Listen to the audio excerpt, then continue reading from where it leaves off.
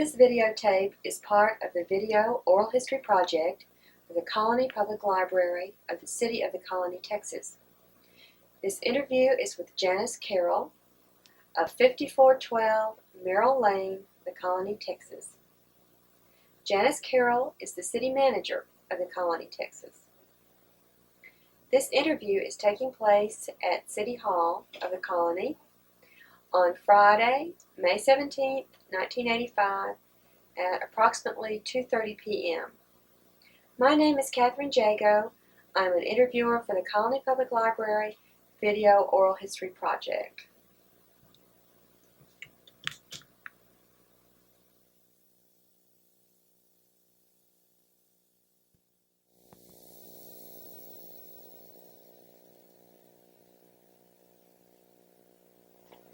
Ms. Carroll, would you please state your name and tell us something about your background, such as where and when you were born, where you grew up, different places that you've lived?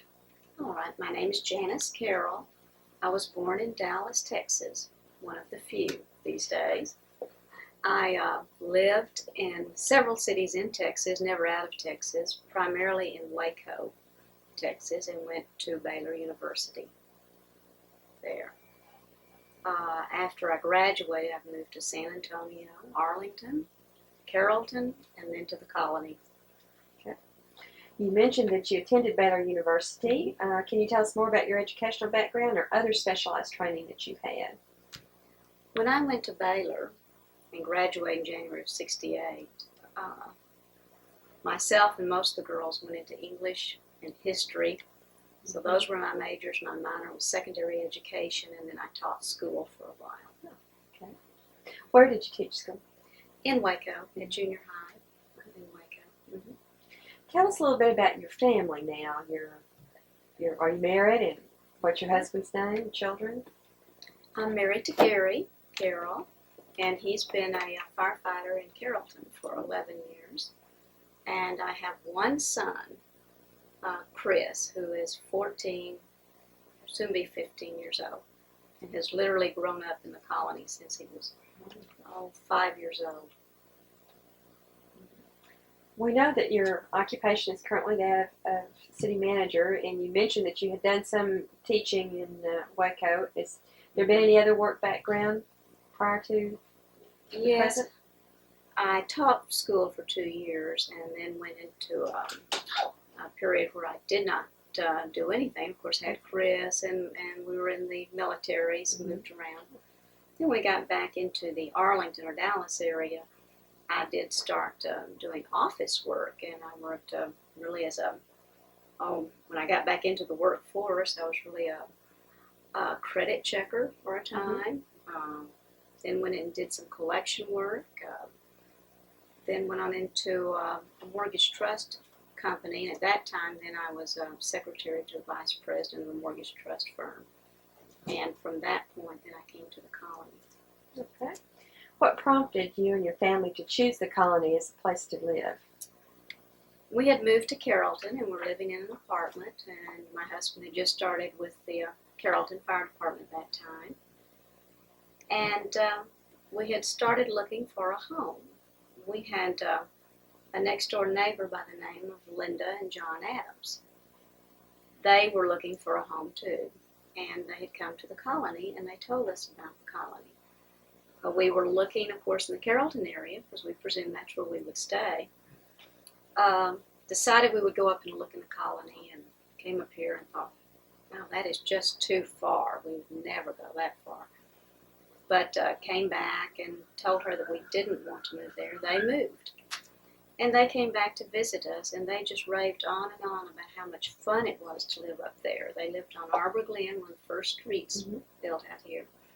And they had a good neighborhood block parties, and close friendships. So we came back out and visited with them.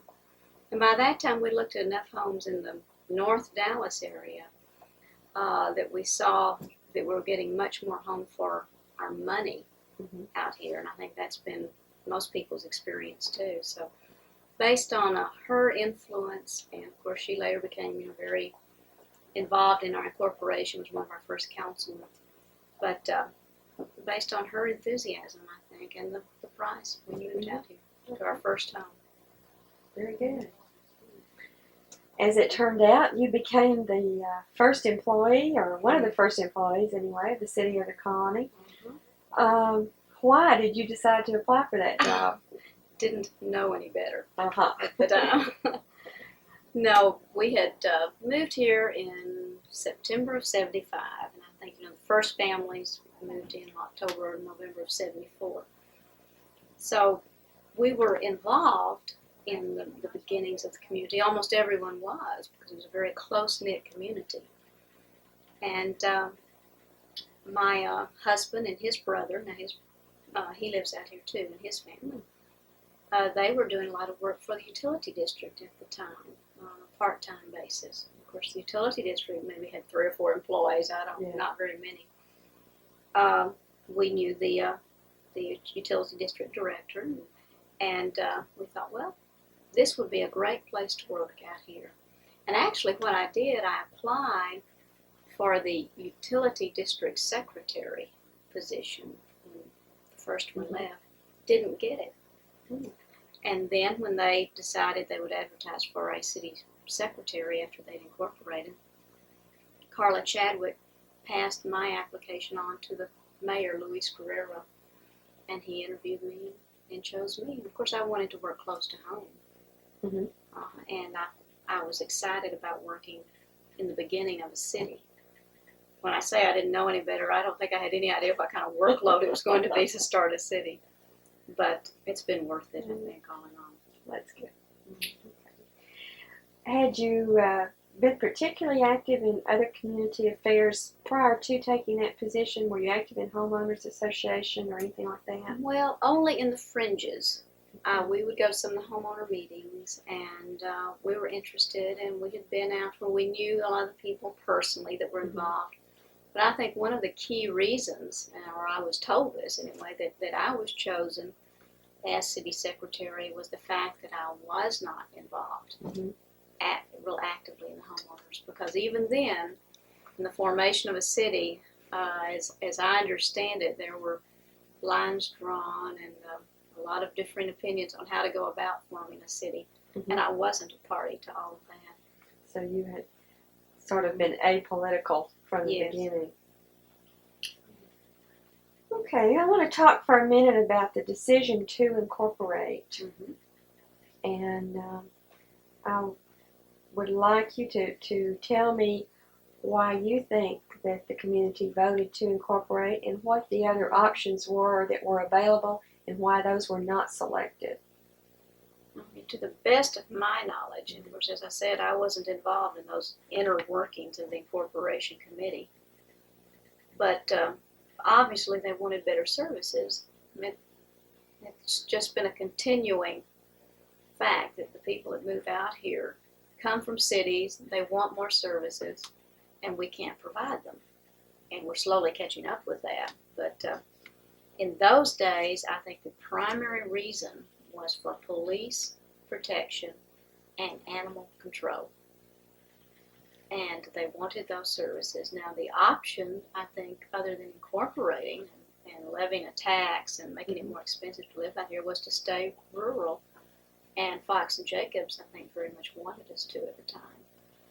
And maybe they realized also that it would be a hard thing to do, to set up a city with that small amount of homes or a small tax base. But I think people wanted just immediate needs met, and that was one of the primary reasons. What about joining another community that was already in existence? Well, I don't think that really was ever an option, because the spirit of the colony from day one has been very strong, that we are an independent community. And as I said, I wasn't a party to all of the meetings and the talks, but I don't think that was really a very valid option, because people were very proud of our community, and there was a pioneer spirit, and I think they wanted to be on their own. Okay.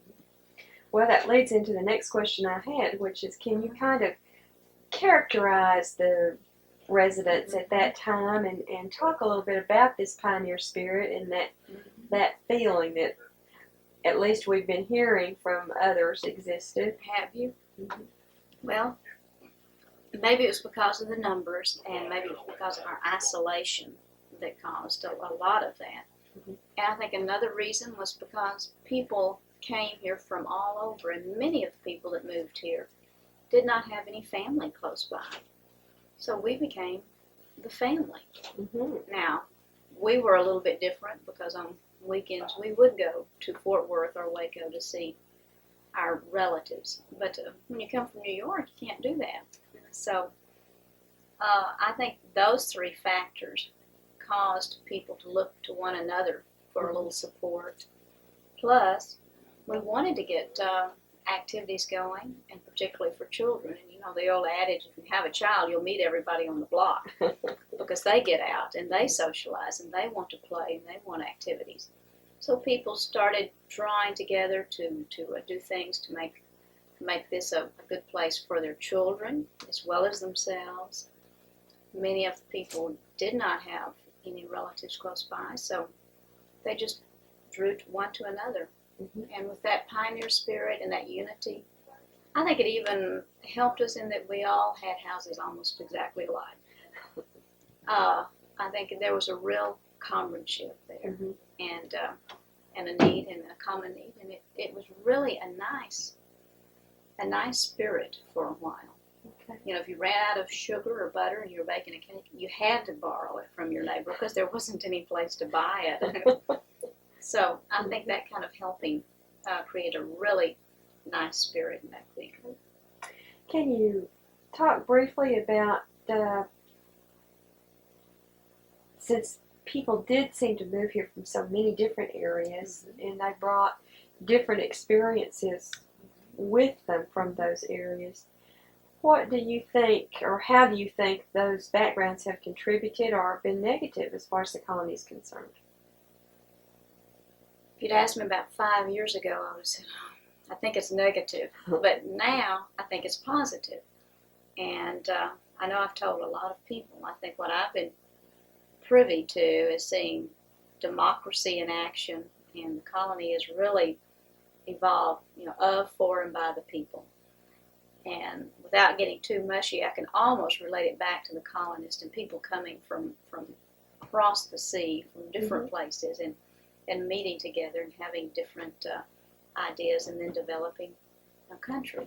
And we did that on a much smaller level here. And I think people coming from different areas of Texas and of the United States really helped us, because the arguing that ensued from that and the different ideas that came from all of that made us work out the hard way the very best type of government for us. And the calling everything on the table, so to speak, in all of our, and I'm talking about from the political standpoint mm-hmm. particularly, and everyone speaking up and knowing they'll be heard because we're small. I think now, 8 years later, when I look back at all of the turmoil, has made us much stronger and made us a very upfront kind of government.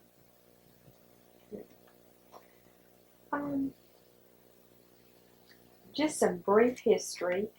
Can you talk quickly about where the first City Hall was located and a little bit about the chain and the actual physical site of City Hall as a place? The first City Hall, well, I'll have to go back. Luis Guerrero kept some records at his house when we first started. He was elected in April of 77, mm-hmm. and then they hired me to go on full-time July 18th, I think, 1977. So he kept records at his home until then. Then we moved where the old, or the first stop and go is. Mm-hmm. I still call it the old stop and go. What is the intersection there? That is at South Colony and 423.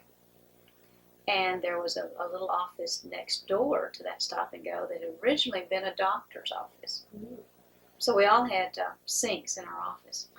That was real handy. And he moved out and we got that little office space. And it had a front waiting room. That's where we had the city council meetings. and the little office area with the sliding glass panel. That was our storage room. And then you went back a hallway into 3 little examining rooms and an office. The doctor had an office. Well, the mayor got the office, and he had the carpet. And we all had the sinks and the linoleum floors painted white, real small. And that was the way we were set up. The police chief, which was Jim Beltran, he was hired in August after I was hired, was in one little examining room. And then we had the little walk-through with the place where I guess they kept all of their equipment into my office, the city secretary's office. And then there was a third office that later on I moved into it, and then the police department got a secretary, and she moved into this office. But we were all just right there together, and we had one restroom, and I knew everyone's habits because they all had to come right by my door to go to the one restroom. So it was tiny, and we were in at one point in time. Then I was in there, and we got a bookkeeper, and I remember, and that was Jane. Now Tony Marchioli did our books for a long time. He would take things home. He'd come by after work, pick up the bills to be paid, carry them home, and bring them back on his way to work. Then when we hired Jane, we had to put her in there with me. So it was maybe a 10 by 10 office with 2 desks, a table, chairs, a file cabinet. How long were you in that facility? Oh, gee. We moved in that July of 77. And I'm thinking in 78, and I absolutely can't remember the exact date, we moved to the house, which is where Walmart is now on the other side of South Colony. Okay. So we stayed there. I take that back. We stayed there over a year there, because Tom Hart, our first city administrator, we called him then, was hired that following in June of 78, I believe. So after he came on, we stayed there for a while, and we moved into the house, which was much better facilities. We had bedrooms then. I was going to say, can you quickly describe the house a little bit? Tell us when it was, the general time frame that it was originally built, sort of thing. Oh, it was probably built in the 40s, the house. It was really a beautiful house back in the era of the knotty pine paneling, real wood paneling. It was really pretty. And it had been fixed up very nicely. It was a frame house, commercial brick. Had the stock pond that was up on the hill, had the stock pond down below. We had a barn in back. We had little field mice and stinging scorpions and everything else in there too. Had 2 bathrooms. So the girls got the bathroom back behind the kitchen, by the garage, and the guys got the bathroom. It had 2 doors, one off the hall and one into the city manager's office. So he had a semi-private bathroom off his big office, which was the master bedroom. Then I had the little girl's bedroom on the other side. It was blue with white carpet and little French shutters. It was real nice. Sounds like it. It was. But then the secretaries had to be up there in the living room. So you had to, yell or hit the intercom to get a secretary back down the hallway where you were. So it was the front living room area where we had the secretaries and we had council meetings, had a fireplace, and when the heat went out, we could literally just build a fire. Well, that was a help. We'd build fires to keep warm sometimes when the heat went out, because it had an old system in there that we had to work on all the time. How long were you in the farmhouse? Okay, when we moved there, which I guess was the latter part of 78, we stayed there till June of 80, because in June of 80 we moved over here. And here is on North Colony into this modular building that used to be, it's been 2 banks. We bought it from North Texas Bank in Louisville. It was their first bank, and it used to be the old Valley View Bank. And we moved it up here and did some work in it and revamped it. Took out the lobby and made offices, and took out the teller cages and made more offices. And then it served us well. Very good. Okay, let's move on to discussing the time of the Charter Commission and when that was being written. Can you talk to us about the political climate that existed there, and what were some of the issues that the Charter Commission was having to deal with that were very politically alive in the community that made their work perhaps a little more difficult? At that point in time, to the best of my recollection, it was an era of activity and, for lack of a better term, I think distrust. People wanted to lock down the government by certain rules, and they didn't have a lot of trust in the government at all, and rightly so, probably at the time. Not to anyone's discredit that served in that government, but just it was all so new. Mm-hmm. And we I think elected the Corporation Commission in August of '78. So a year we had been struggling. And I guess in those old days of forming a government, it brings out all sorts of people that are first very intelligent and very active and want to be a part of that government. It brings out people that want to be able to make something happen for various reasons. It brings out a lot of power feelings in people.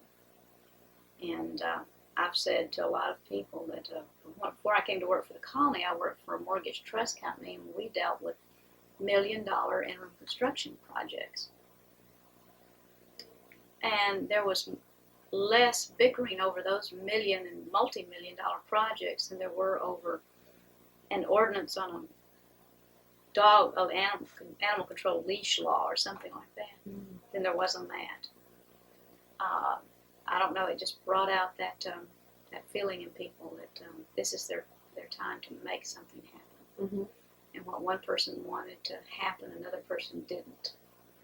And what one person thought was real important, another person didn't.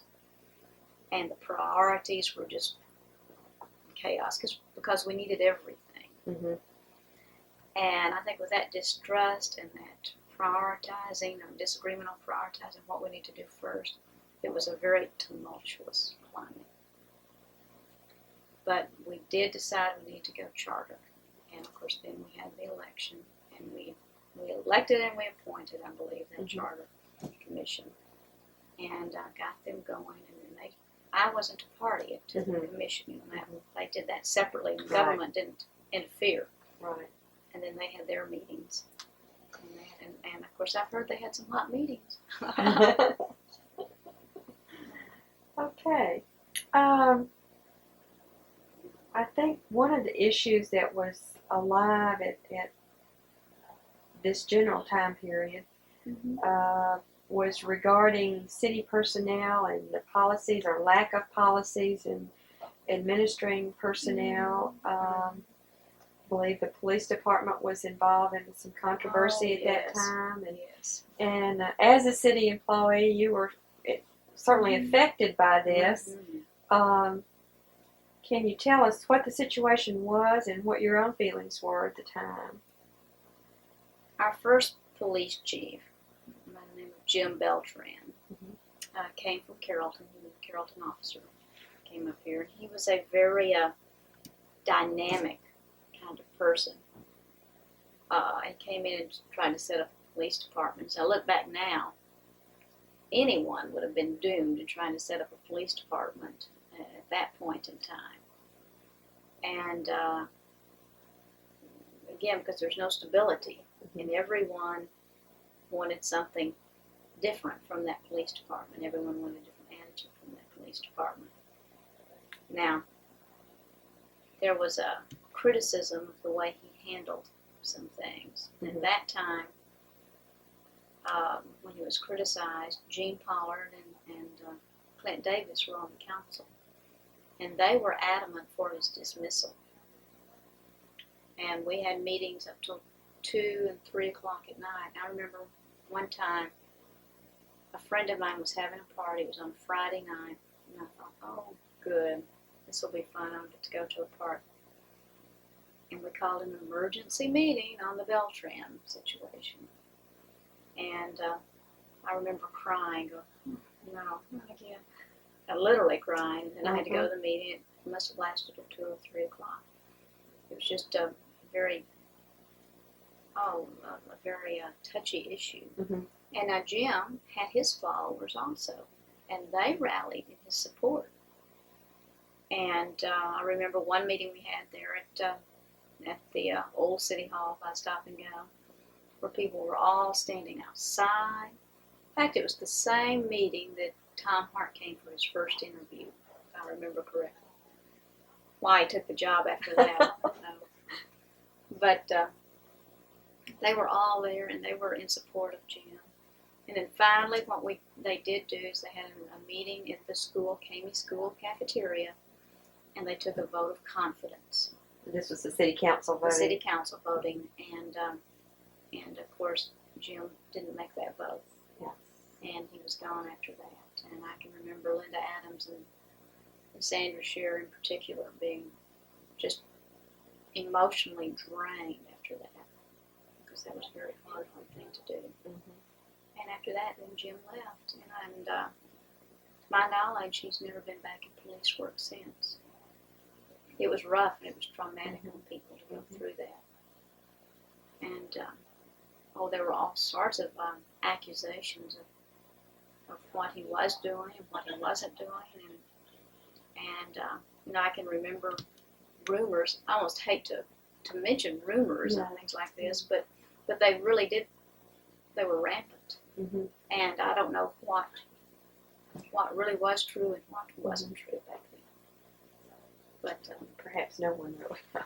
I don't think anyone really knows, and they would just fly through the community. It was small, and everyone knew them. So it took a toll on his life. He and his wife divorced shortly after that. That might have happened anyway. I don't know. But he started driving a truck and never got back into police work again. As a result of that circumstance, do you think that there were some changes made in the Colony City government that were for the better after that happened?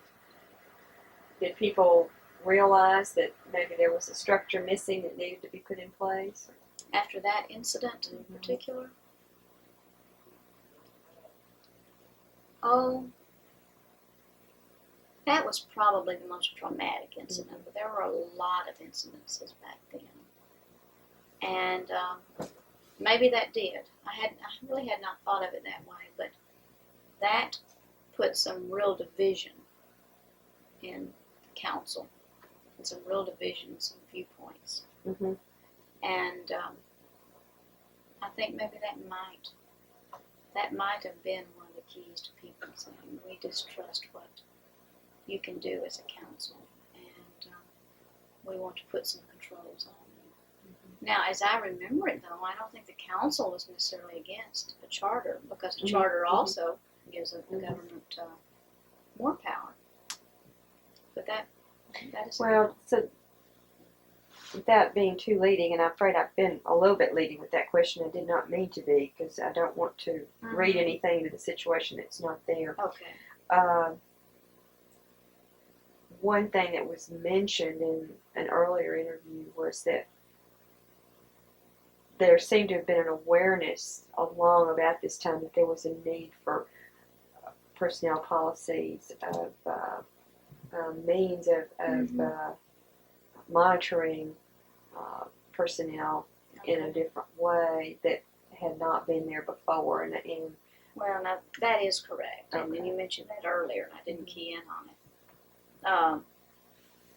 I guess at that point in time, yes, that need came to mind, but I think we knew it anyway. Okay. I think it was just something that, my goodness, we had to set up personnel rules and regs. We didn't have purchase. We didn't have POs. We argued with the council for ages on whether we should have requisitions or just POs, or everything. Mhm. We argued on the code of ethics for council. We argued on the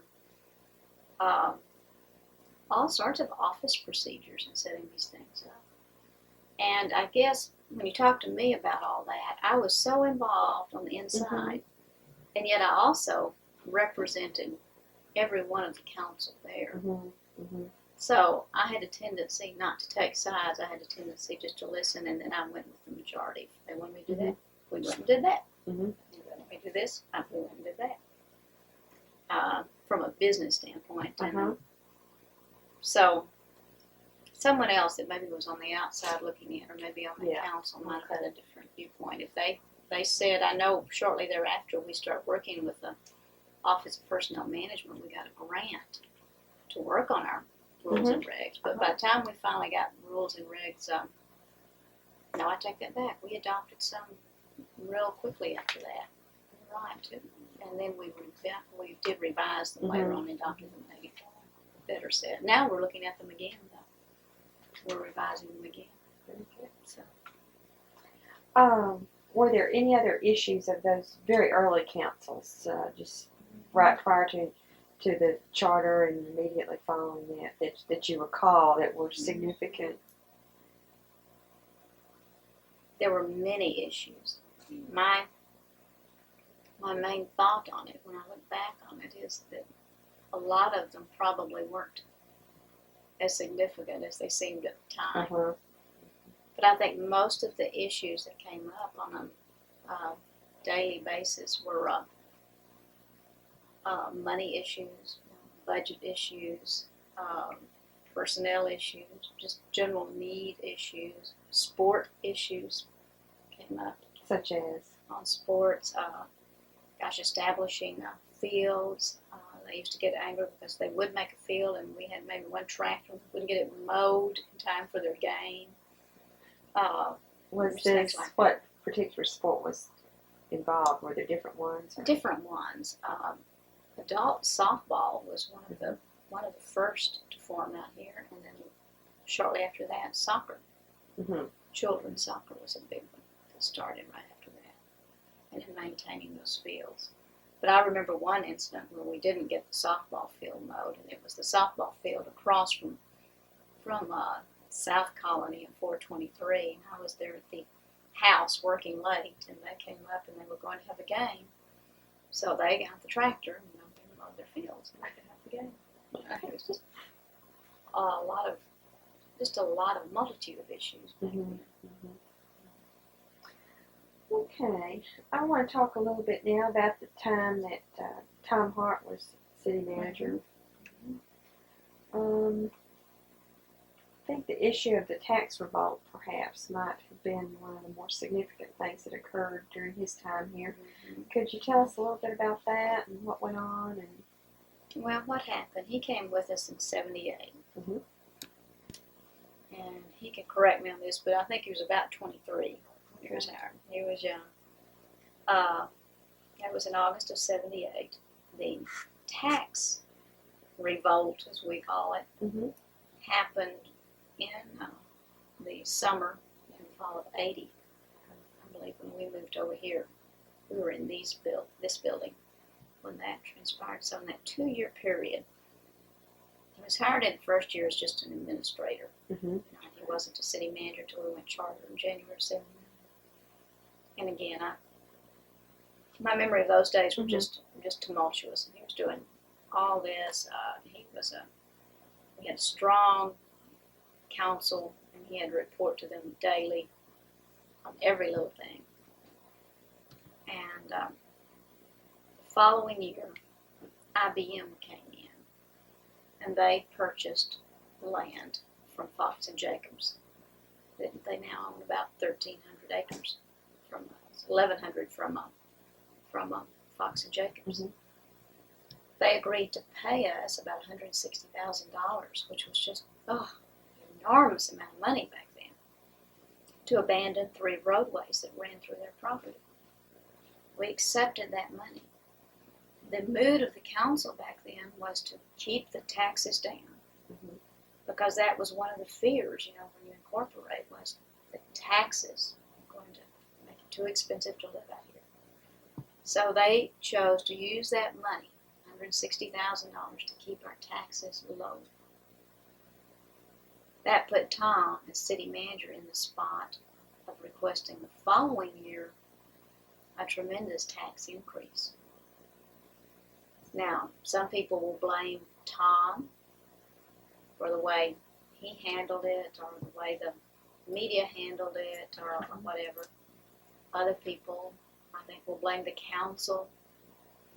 But it needed to be. It really did back then.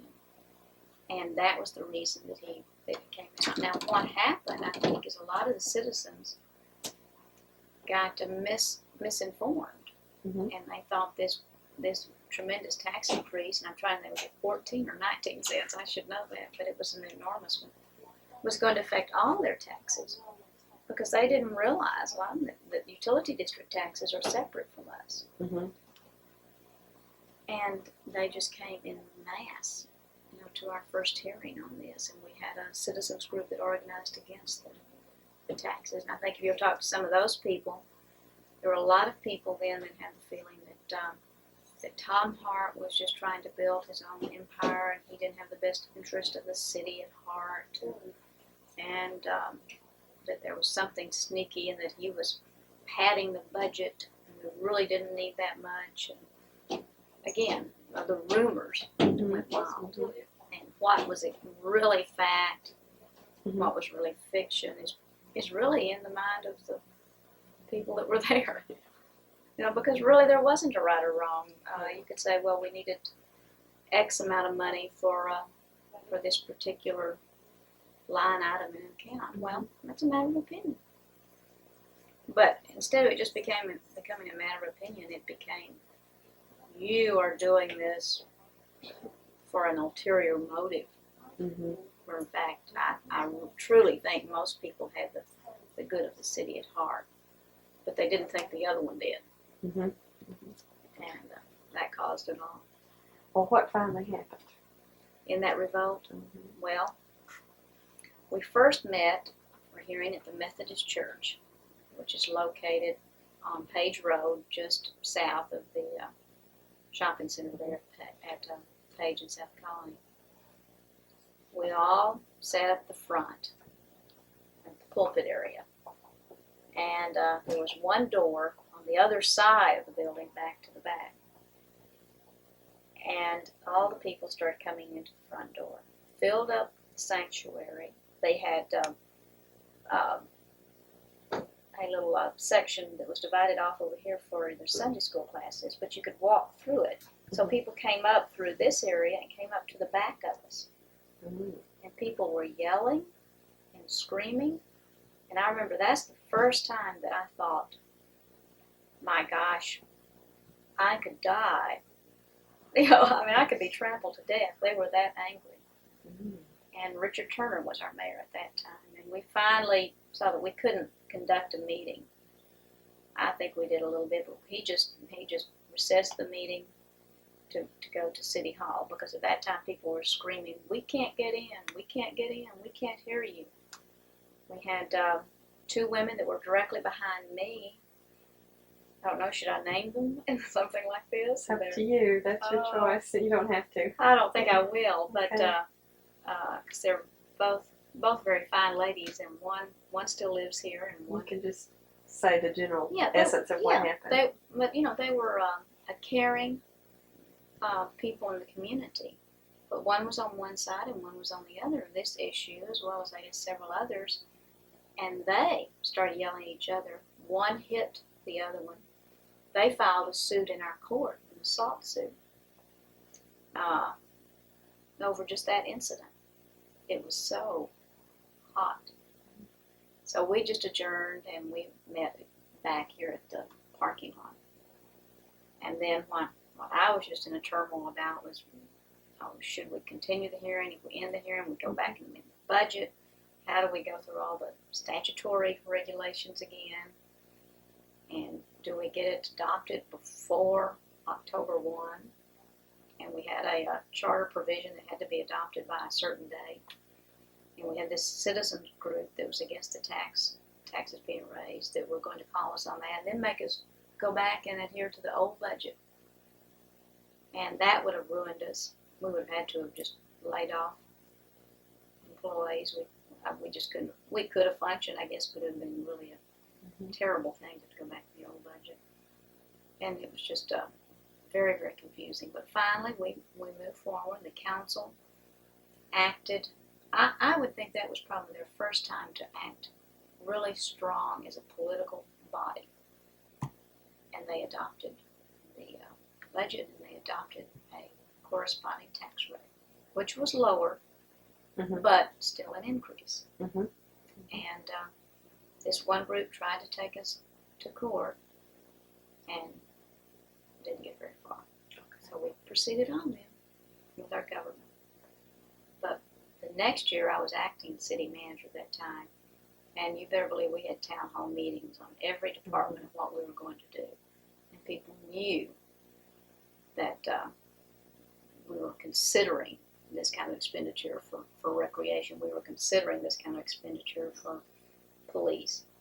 And we had a lot of people attendance in these town hall meetings, we call them. But the next year we had them again. We had very few, and the next year even less, and we stopped them. Tom Hart resigned at about this time. Was it as a result of the so-called tax revolt, or were there other reasons, do you think? There were other reasons. I think the tax revolt issue discredited him a great deal in the eyes of the council and a lot of the citizens. And I think the city manager's job is you either need to be real neutral and have a strong mayor council, and you've got to have that, but you've also got to have the trust of the citizens as well as your council. And at that point, he just didn't have it. But he stayed on, and nothing was done for a while. And then in February, we had the police incident, and I think that was the straw. And at that point, I believe they asked for his resignation, and he did resign. But that was a long, hard time.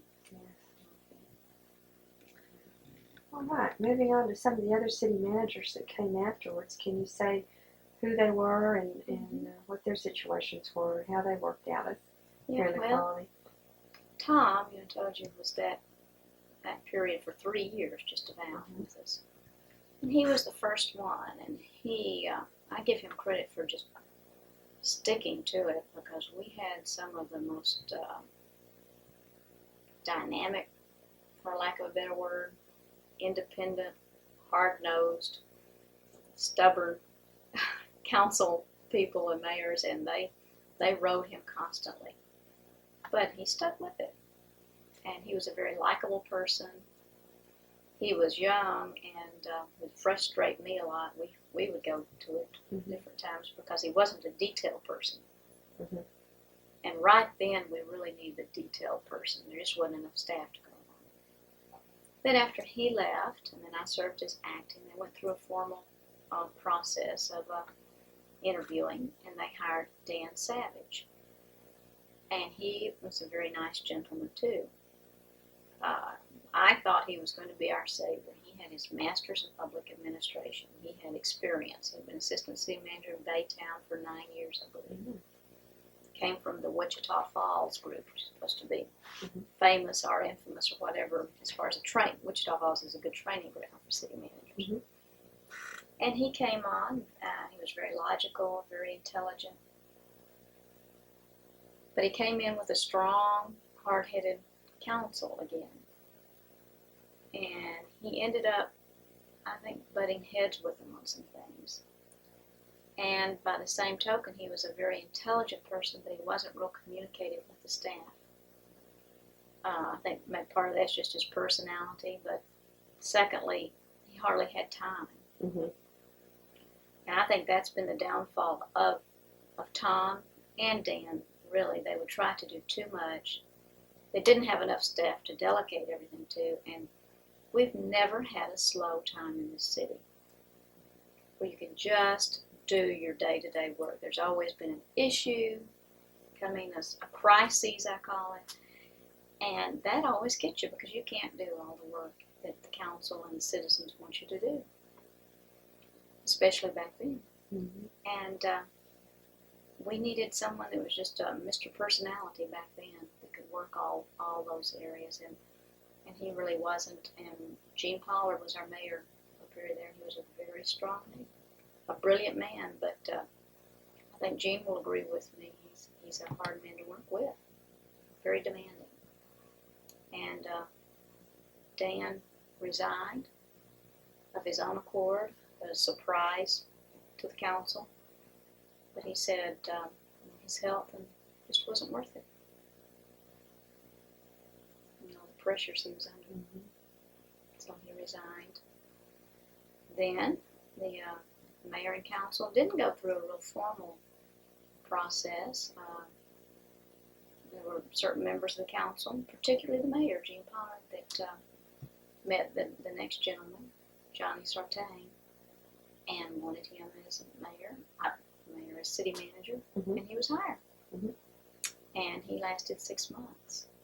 And Johnny is a very nice man, too. I preface everything with that, but he is. I can see coming into these situations. He also, though, was an old-style manager.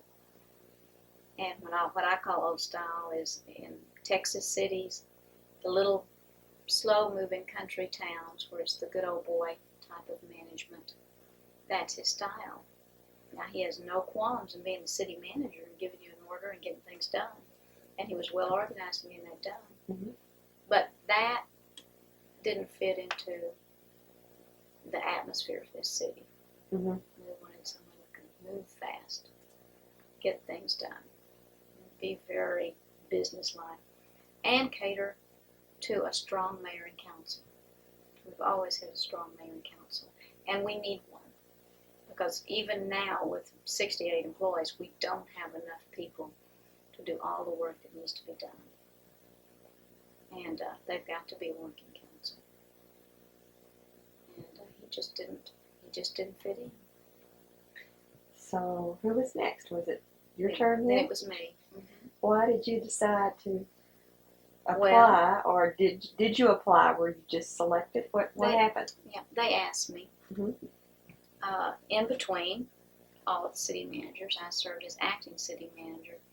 And I don't know if it's timing or what, but everyone seemed to resign right around budget time, so I ended up going in with the budget. I think if that happens to me, I'm going to try to plan it that way.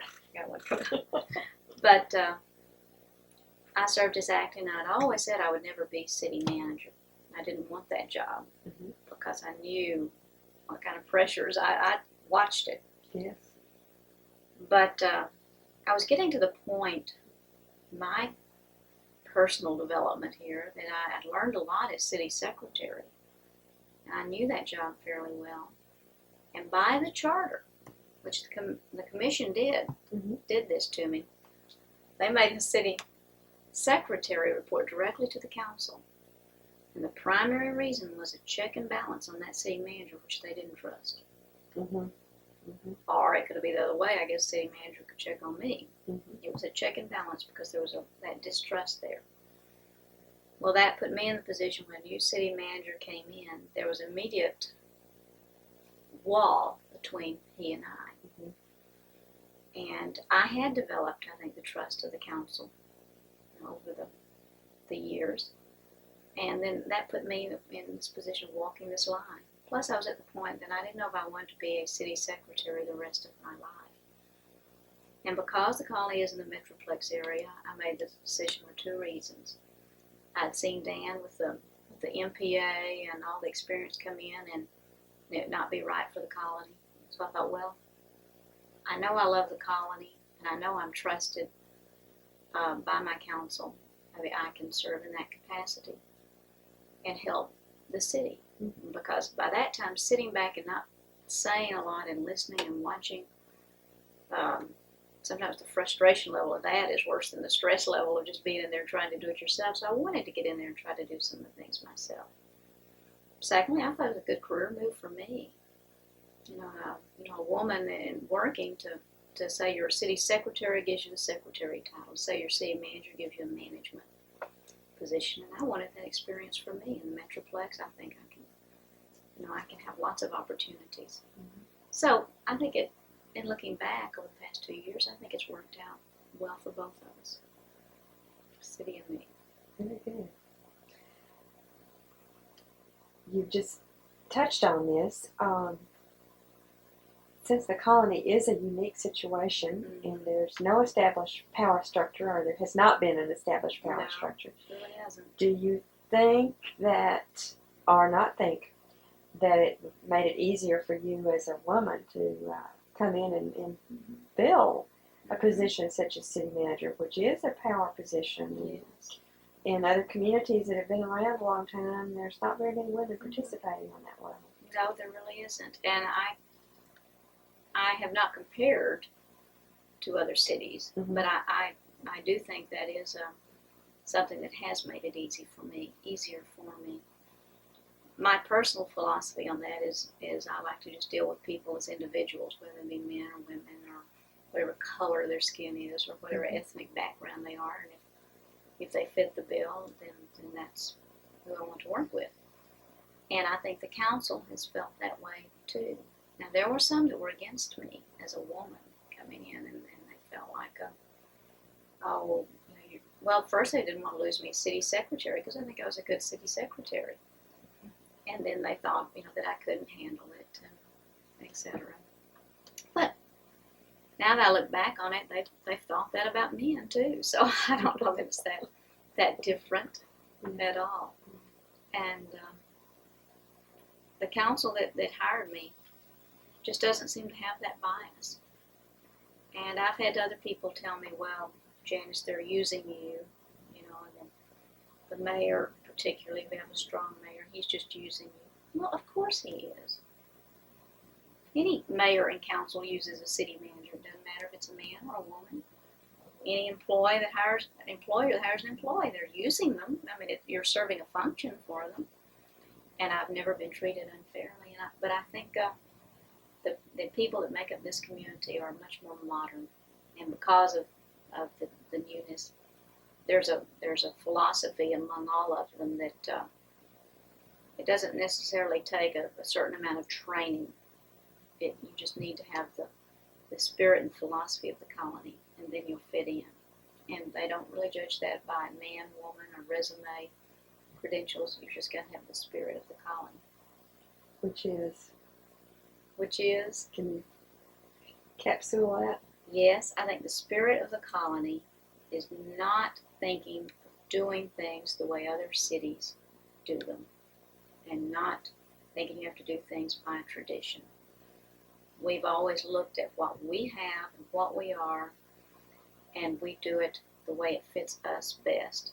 And we've always been willing, council and staff, to go that extra mile in getting it done.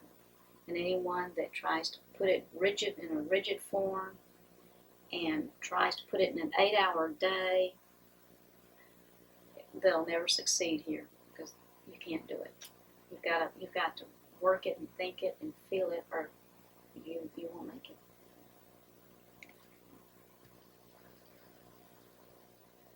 What about the youth in the colony? What has been their role of the youth, and what's happening with that today?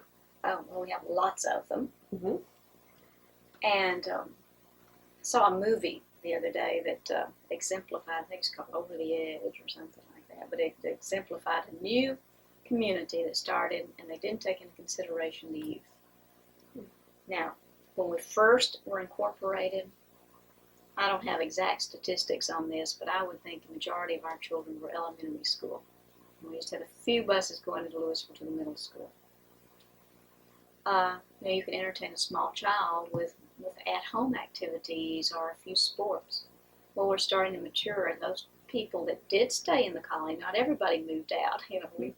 We have a nucleus of people who've stayed here.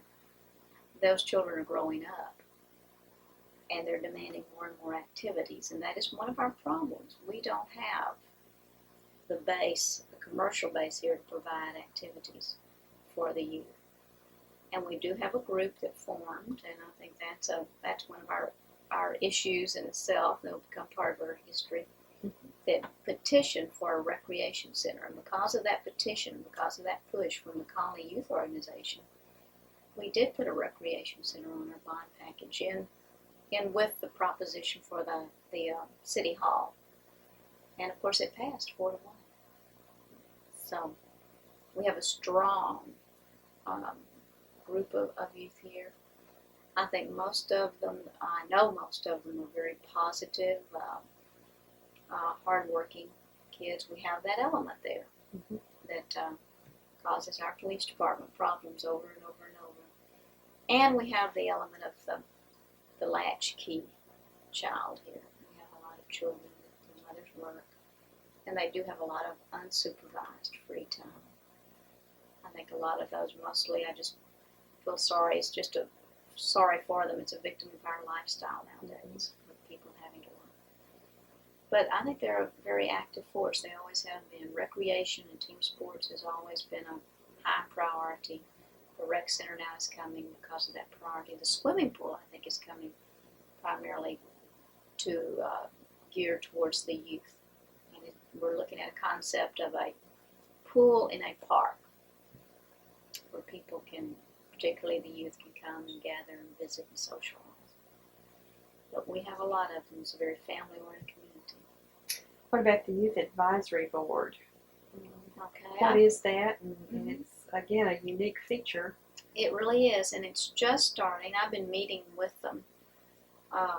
Last night they had, I believe it's their 4th meeting, and our police department met with them. The chief did, and of course they're very interested in the police department, how they operate, and they had their meeting last night. That came about from this Colony Youth Organization and the petition, and getting the recreation center on, and in the mayor and the council's discussion with the representatives of the youth organization, the idea was formed to have a youth advisory board.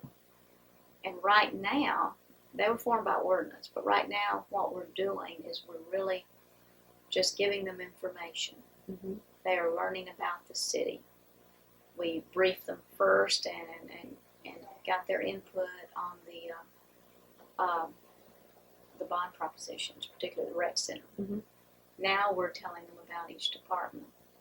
And then anything that is youth-oriented will come to them first. They'll review, for example, an activity that's going to be geared for the youth. They'll review and give their recommendation to council. And the council will make the final action, but it'll be an advisory board that will serve the council and represent a very important faction of this community. Just as planning and zoning represents a certain function, and Park and Rec Board represents a certain function.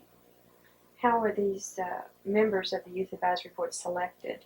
Through an interview process by the council. And then they are appointed by council? Yes, they're appointed by council, and they serve the council. And I presume you do see that as a continuing influence in this community, or do you? I think it will. Again, I think that goes back to our colony spirit. I think that's something that we saw the need for, our citizens saw the need for, and the council and staff did too, ultimately. But that's something, like you said, that not very many people have, very many cities have. Do you know whose idea it was? Was it the idea of the members of the council or the youth themselves? Or I think it started with the youth themselves. And I think the council picked up on it very quickly and probably named it the advisory board. Again, I wasn't a party to the actual discussions on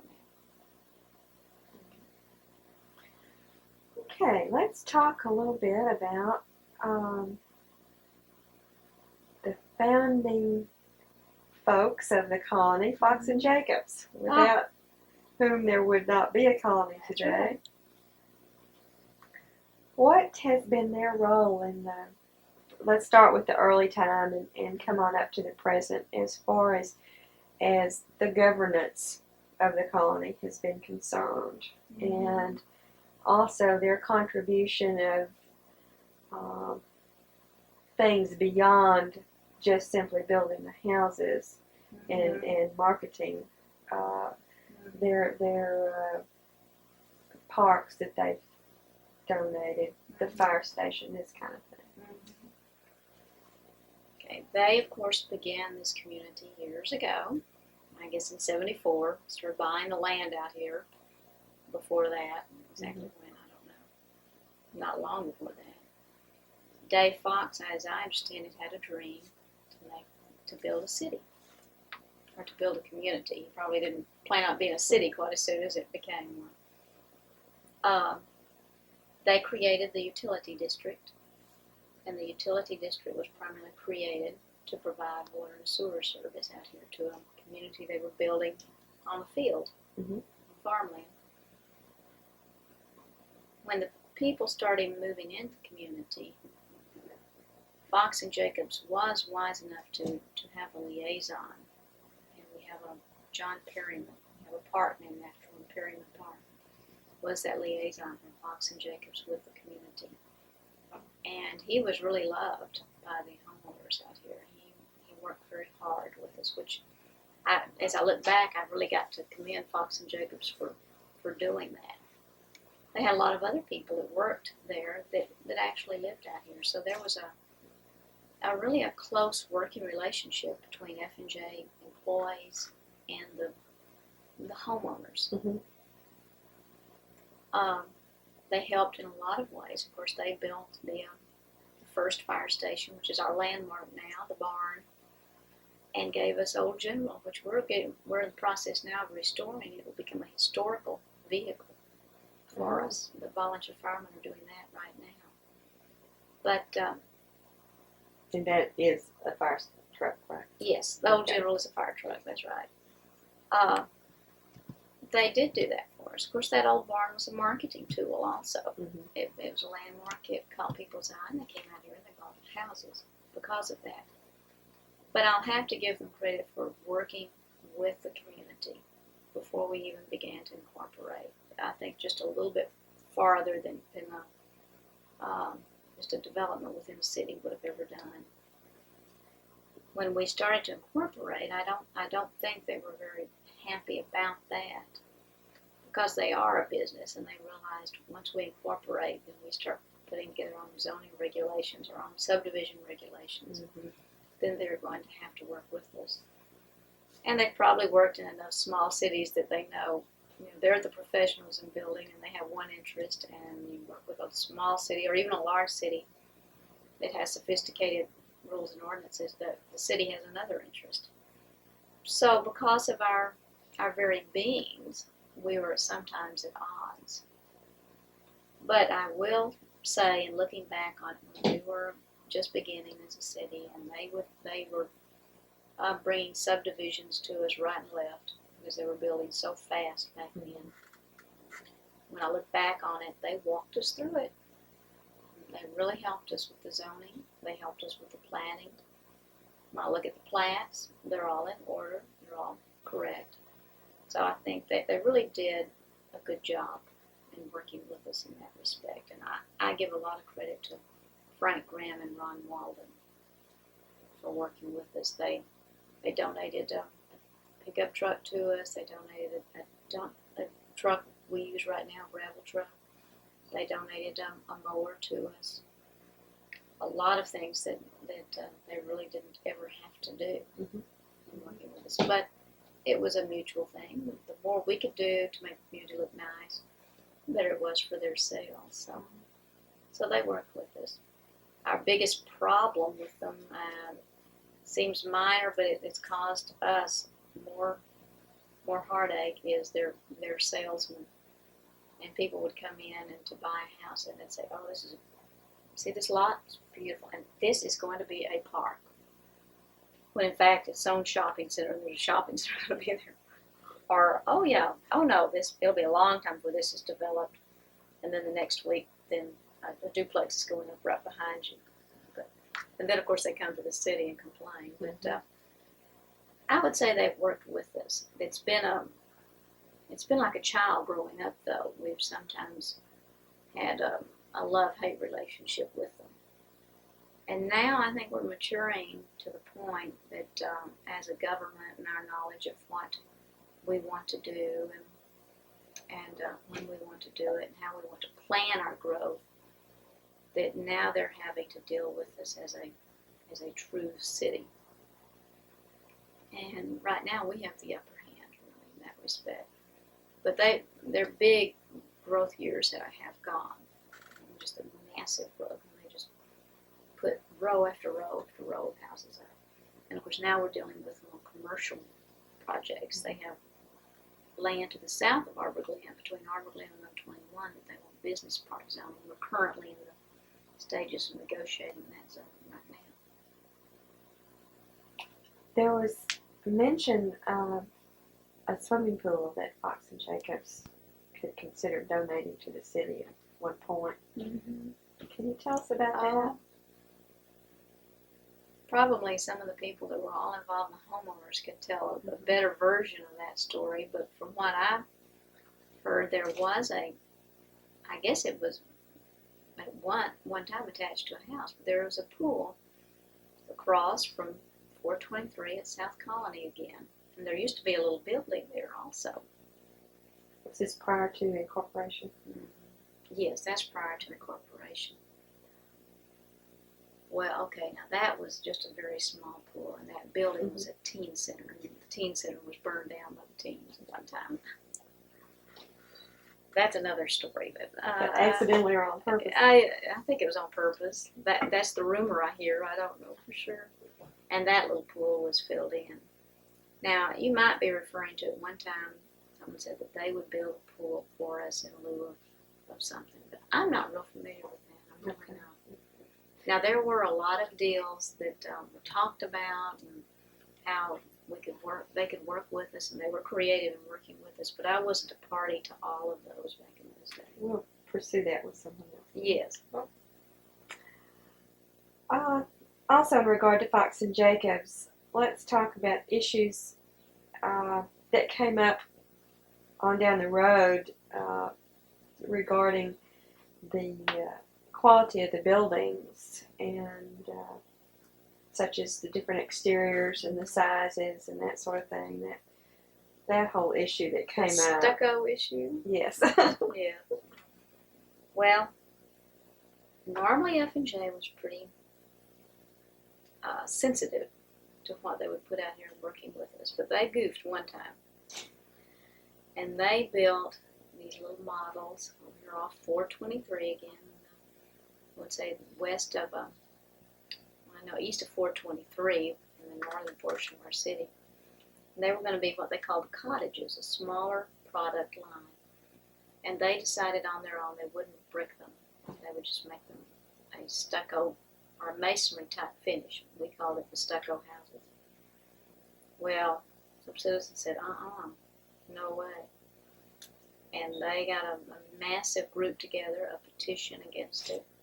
And F&J agreed that they would brick all the homes, and consequently we passed an ordinance requiring all homes to have 65% brick on them. So they should have come to us before they ever did something like that. And I think the biggest issue between Fox and Jacobs and the colony is a marketing issue.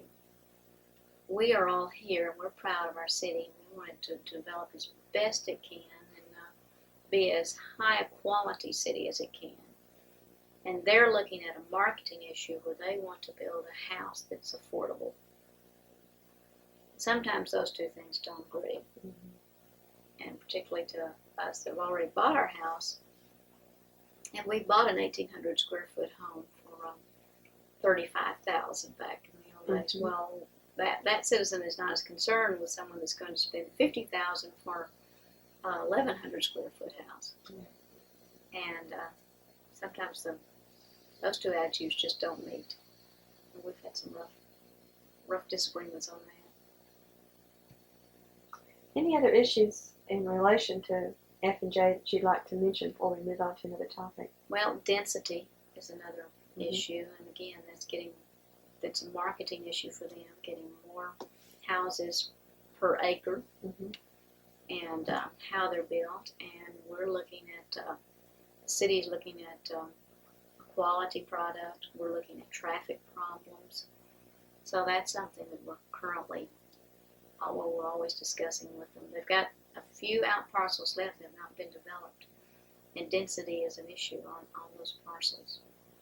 They want to go with something with a townhome type effect or a zero lot line, whatever. It's all, nothing has been decided, but it's something I know that they're looking at. Mm-hmm.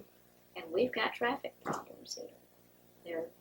Traffic is going moderately smoothly now, but until we get the north-south roadways open up and until we get 121 widened, we're going to have traffic problems. So that's the thing of the future between Knox and Jefferson and the city. Control of rental property.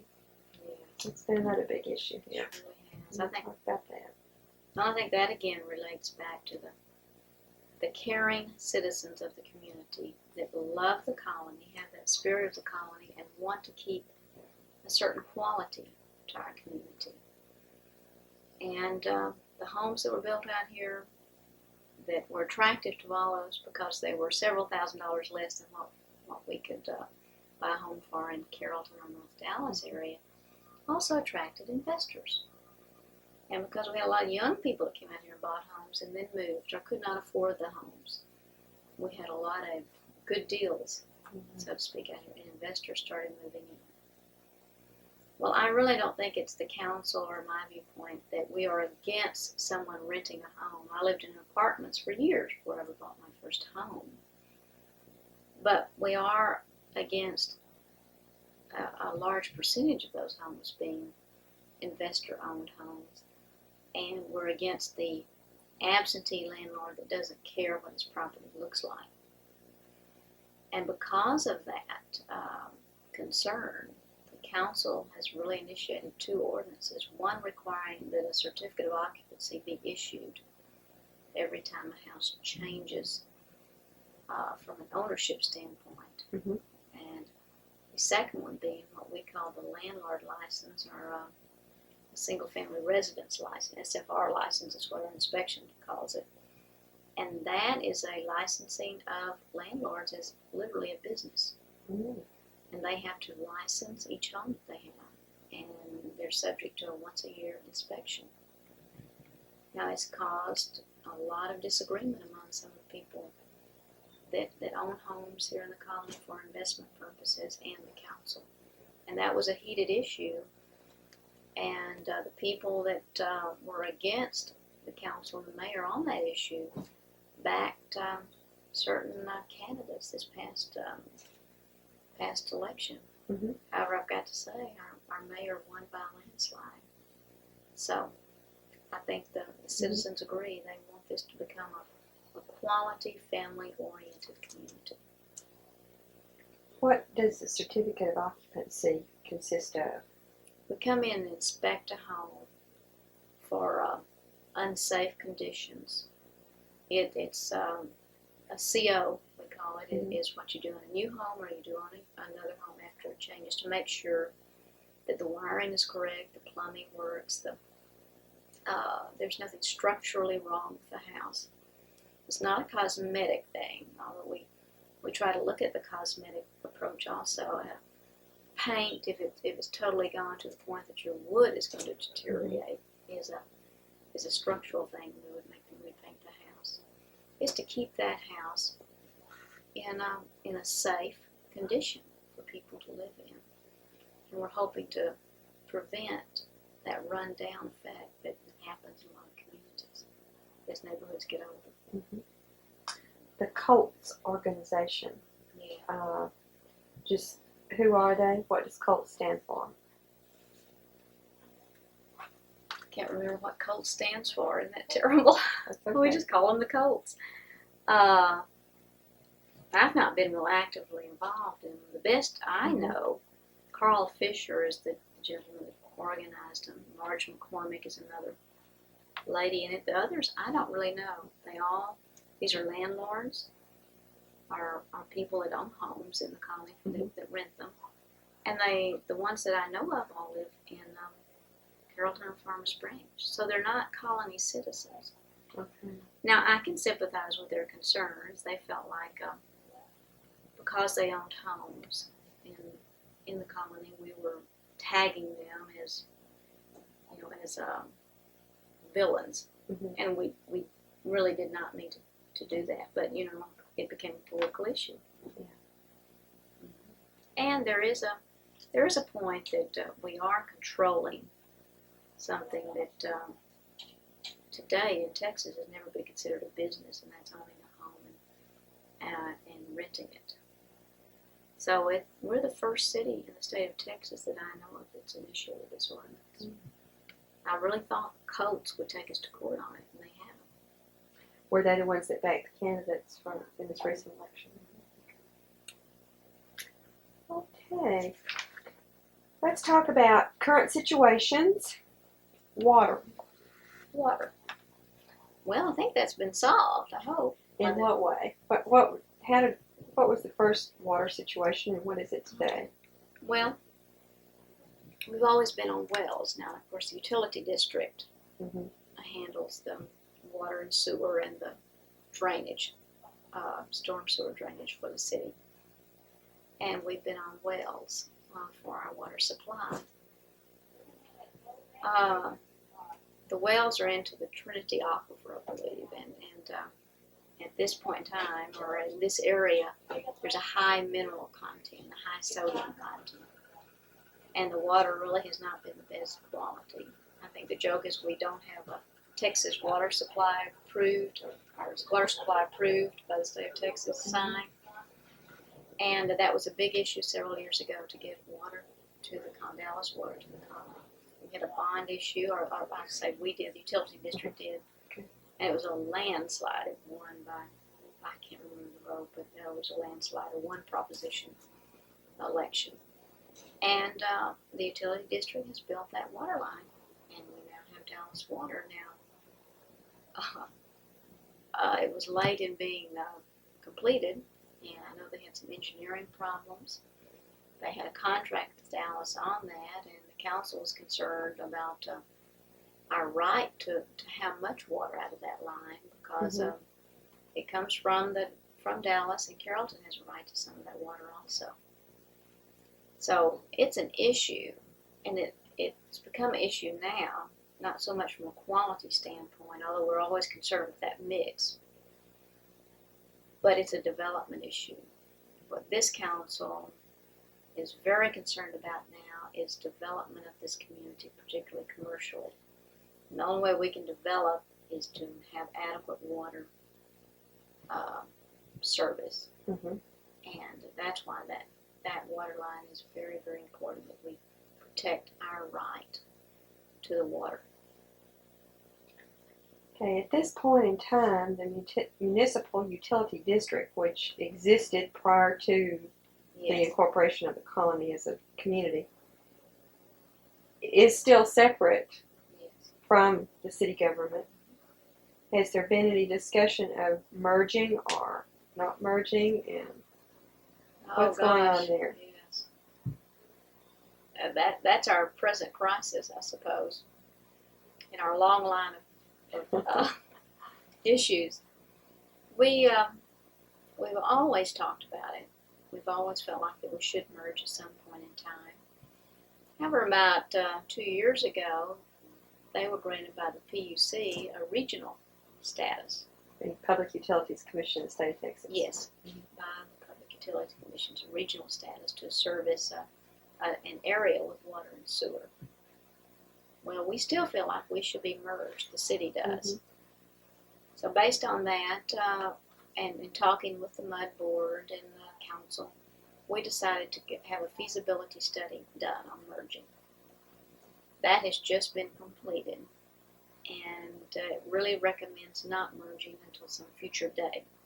And it recommends a lot of interlocal agreements, and I think we both feel a very cumbersome way of us working together.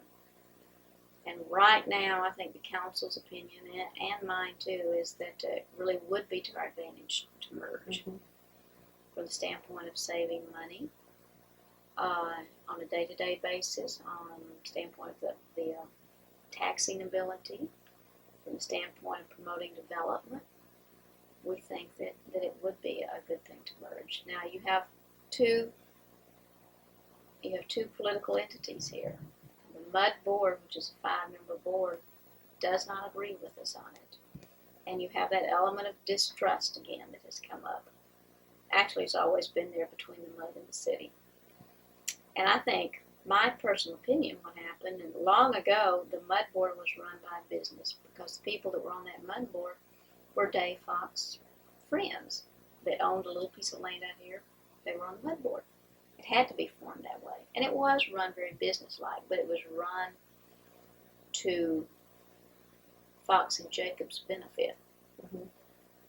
Now the citizens came out and we formed our government. And we started developing the way we wanted to for the citizens' benefit. And those two didn't always agree. Now what has happened, the Mud Board no longer is businessmen that are Dave Fox's friends, but they are citizens of the community. But I feel like they have not been subject to the public scrutiny like the city has. And I think some of their organization has dwindled because of that. And I feel like the city has strengthened because of what we've gone through and the always being on the line, so to speak, on every issue and all the crises. And we've grown, we've strengthened, we've developed into 9 departments. They really have 2. Mm-hmm. It's water and sewer, and I guess the county department or billing. But that's the only function they have. Now we have so many more, and we've grown. They have about 35 employees. We have about 67 or 68, not counting part-time. So, you know, that balance is shifting. Mm-hmm. And I think they're looking too that at some point in time there's going to have to be a merger. 2 things. One, you mentioned they have been granted regional status by the PUC. What does regional status entail? Do you know?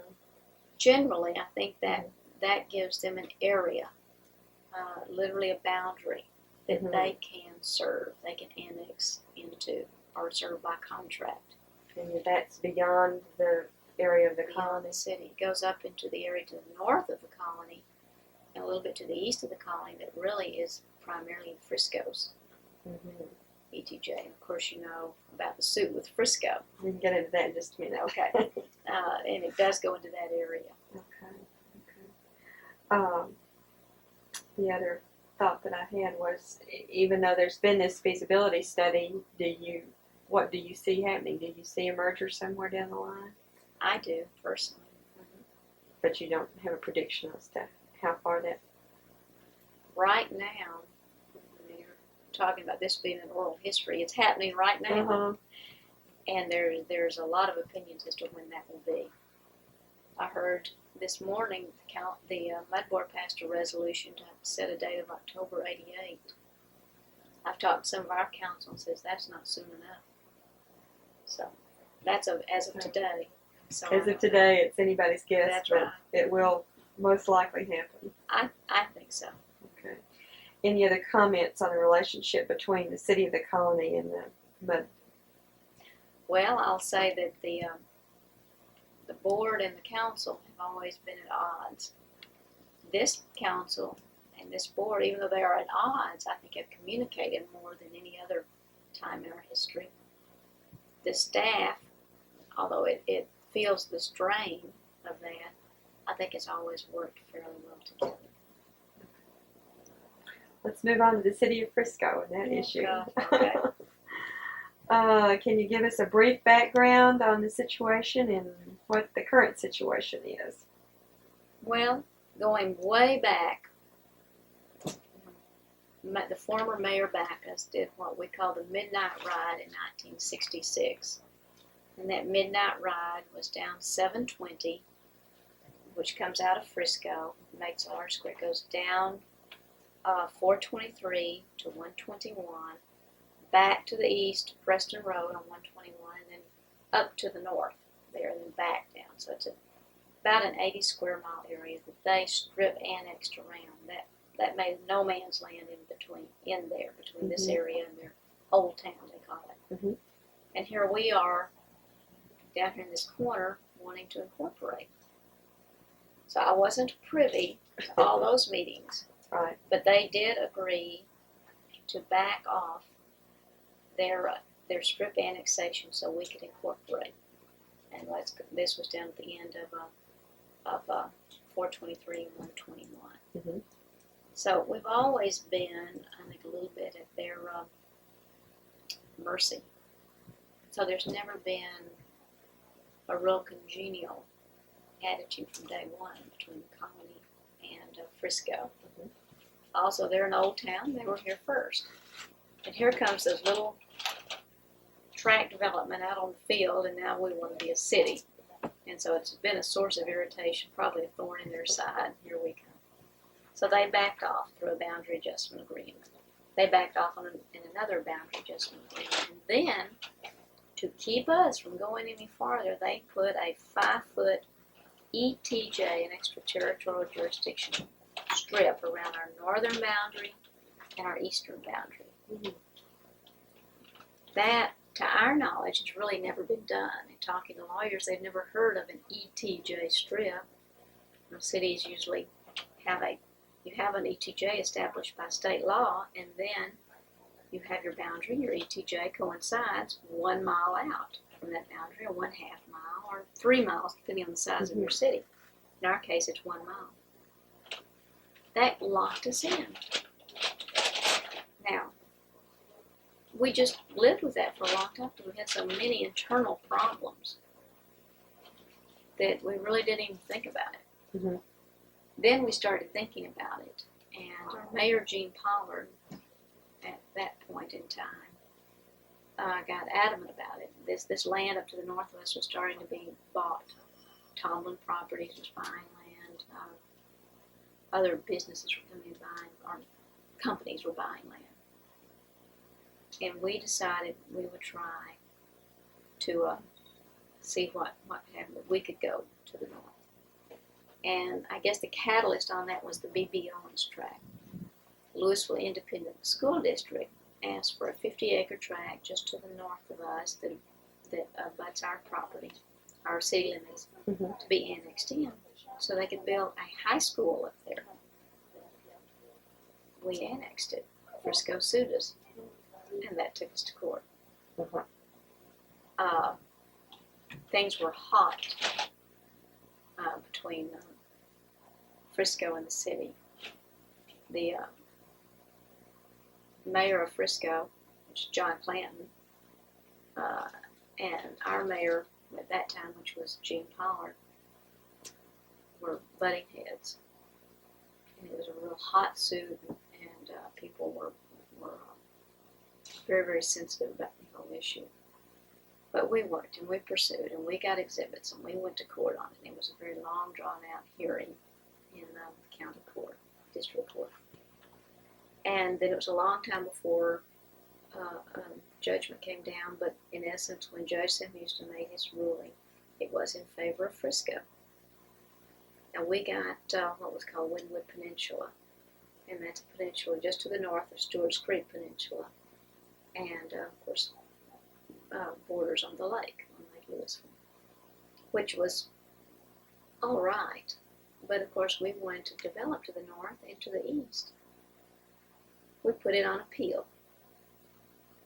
And in that interim period, I think what has happened is now our focus is to the south. That's where the development is going to come first. And our now mayor, Larry Sample, has started working with developers to the south. And I give great credit to him and to this council. Their viewpoint now is let's try to work with these cities, and let's get what we can. We have to have a commercial tax base to survive as a viable city and provide services. Mm-hmm. But let's not fight with all of our cities. And consequently, even just in the last several weeks, John Clanton of Frisco has asked to work with us on some of our phone system. We're trying to get EAS service, which is Extended Area Service. Used to be Metro Service, but we're calling it EAS, or telephone company that's out here. And the City of Allen would like to work with us on that too, getting phone service. So there's a community effort now.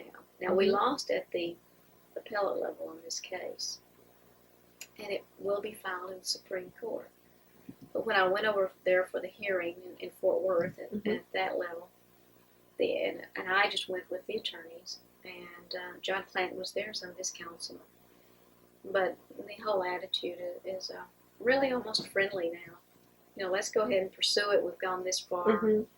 See what the answer is. Because one thing that we do feel strongly about is that we don't feel like cities should be able to annex and make deals like Frisco has done on land. And I really think the state's looking at it that way too. Now, these creative annexations and ETJs are a thing of the past. Very interesting. Well, that moves us logically into the telephone situation. Yeah, sure does. What has been that history, and where are we now? Well, again, briefly put, we've not had telephone service out here local. Right across 121 is a Carrollton number. You can call Dallas. Just on the other side of 121, our southernmost boundary.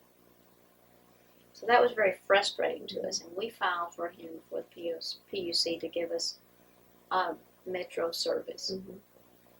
We were denied, and they gave us what they call extended community calling, ECC service, which is you pay a flat rate for a certain number of minutes of calling, and then a certain rate, which is a reduced rate above that for your other calling.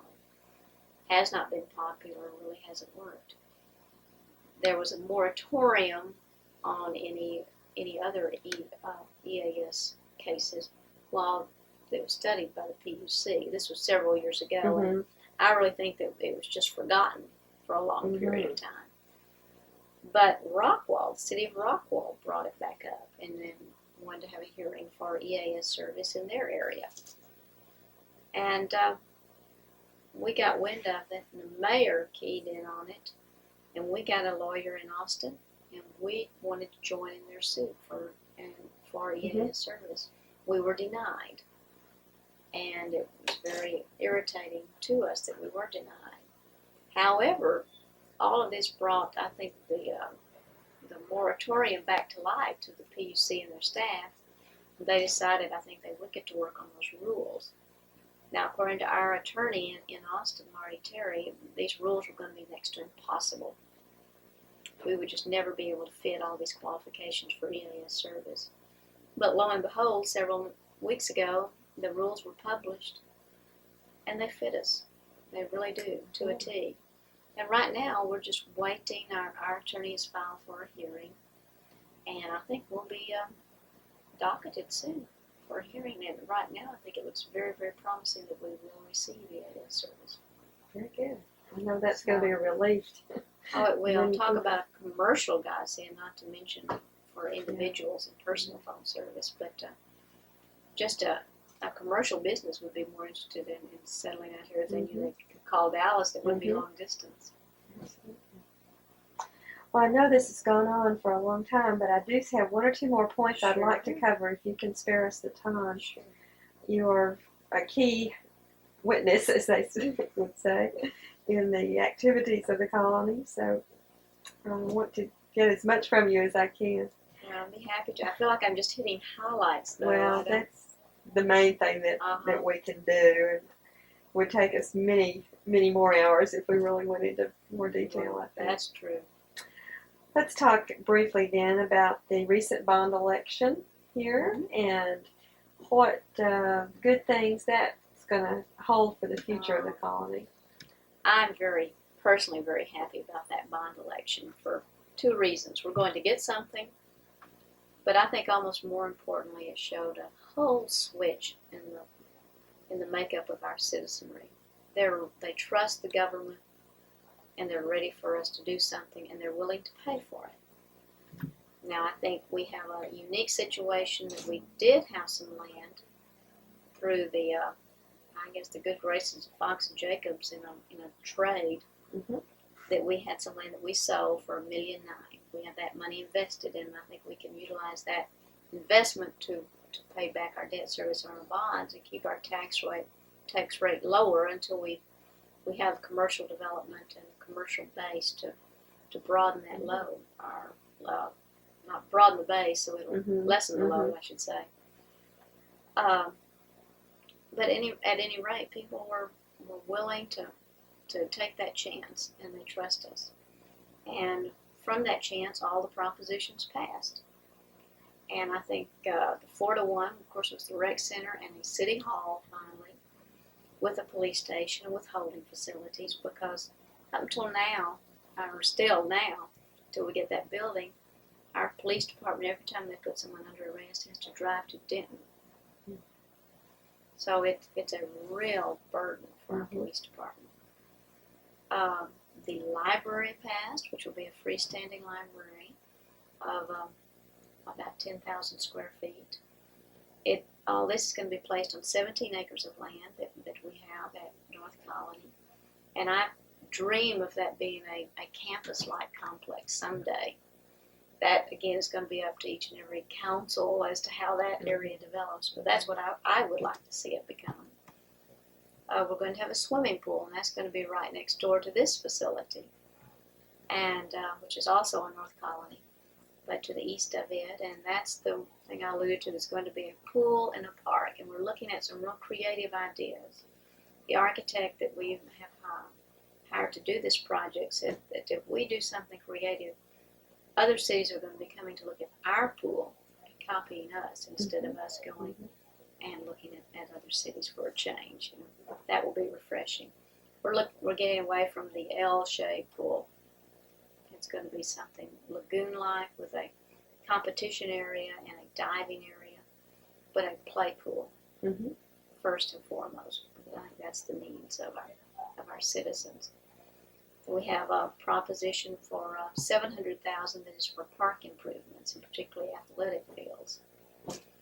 And in the true spirit of the colony, we're still arguing over how that money is going to be spent as far as priorities.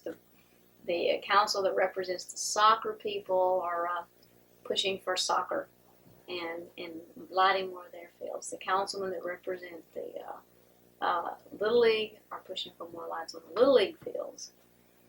And people that like passive parks and want more landscape are pushing for that.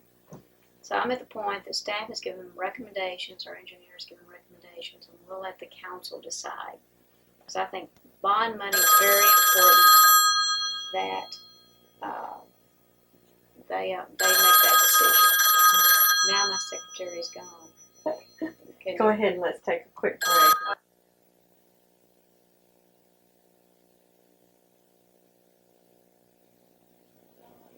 We were discussing the results of the recent bond election, and you've given a wonderful description of what was going to take place. Can you give us a time frame on projection on when this might be happening? That it's happening too fast as far as I'm concerned. That brings up another one of these issues that hits the colony. I think some of the members, particularly some of the adult members of the youth organization, feel like that the council obligated to build these propositions as they were passed as far as the vote count. Now, I really strongly disagree with that. I think once we have the vote, then it is the responsibility of the elected officials to build these propositions the best way possible. And what we're looking at and staff is recommending to the council, and we're moving as fast as we can right now, I don't think we could do any different, is we've awarded contracts. Well, we started programming on the City Hall a year and a half ago. So we have the programming done on the City Hall, the Rec Center, and the library. And of course, we contracted with the architect a year ago on the City Hall and several months ago on the library. So that's ready, and that's in the schematic design phase, and that should be coming back in June. And when we go that, we'll start getting the actual construction drawings done, the blueprints, and going out to bid. And we thought we'll start, unfortunately, in the winter in actual construction, for fall, build through the winter, and we'll be moving in fall of '86. Maybe even a little earlier, but here's hoping. The swimming pool, we've contracted on that. We had our first programming meeting with the architects, which are a different architectural firm on that. they're starting to work on the design of the pool right now, and we are now toying with an option. We could possibly even get some of it finished by late summer, or what I would like to do is just do it and get it all staffed for next year. That'd fall into the budget year. So I'm real conservative, and I would rather have the help budgeted and hired and open it Memorial Day weekend, let's say, and have it all done. But again, that's going to be a council's decision because that's public money. Right. So we'll see what they decide on that. But that's starting right in.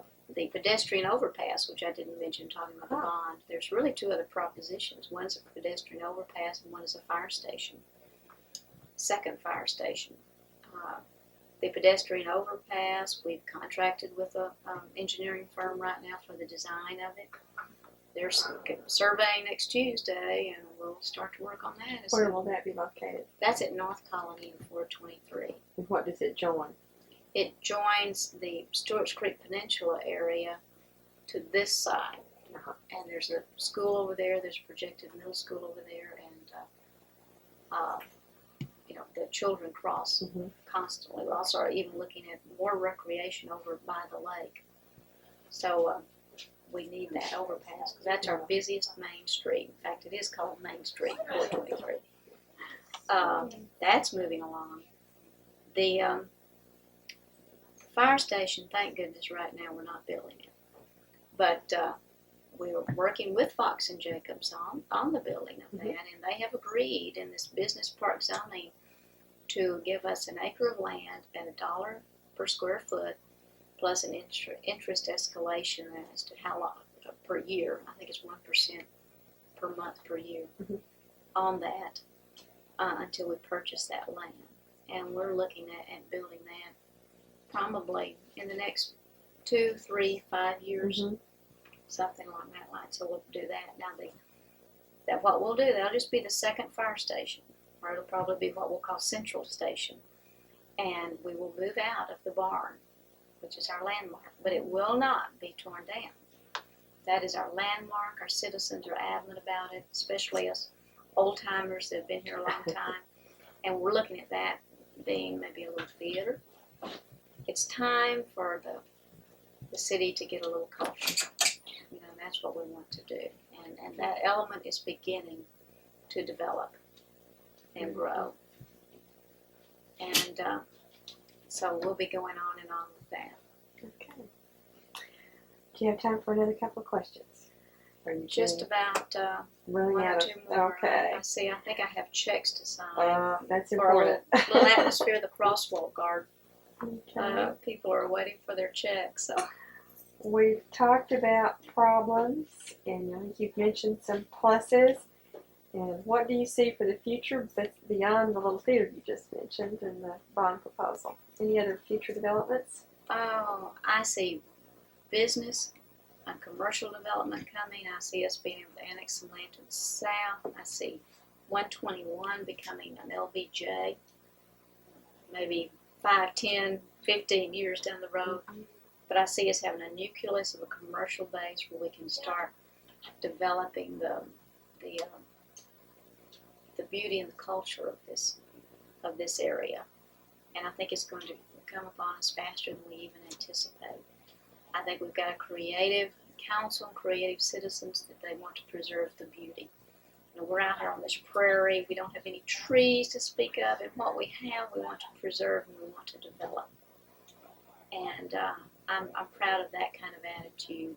Let's do it, and let's do it first class, and let's do it where we preserve what we have. And I see recreation coming more and more. We're even looking at a golf course in the Wynwood area. And I think all that's going to come about sooner than we even think. And just to have money to do it is, after 8 years of struggling for everything we've ever had, is just a dream come true.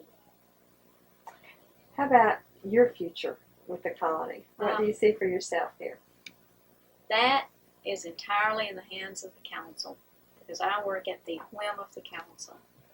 But I'm real proud of the organization of the colony and how we've developed, and I'm proud of the spirit of the colony, and I think I've helped that on the day-to-day basis within the city staff. But a city manager's job, you never know. From election to election, you have new people and new ideas coming in, and you just never know. But it's my home. Whatever happens in my future with the colony as a city manager, it will always be my home. So who knows? Maybe someday I'll run for council. That's always been a fantasy, anyway.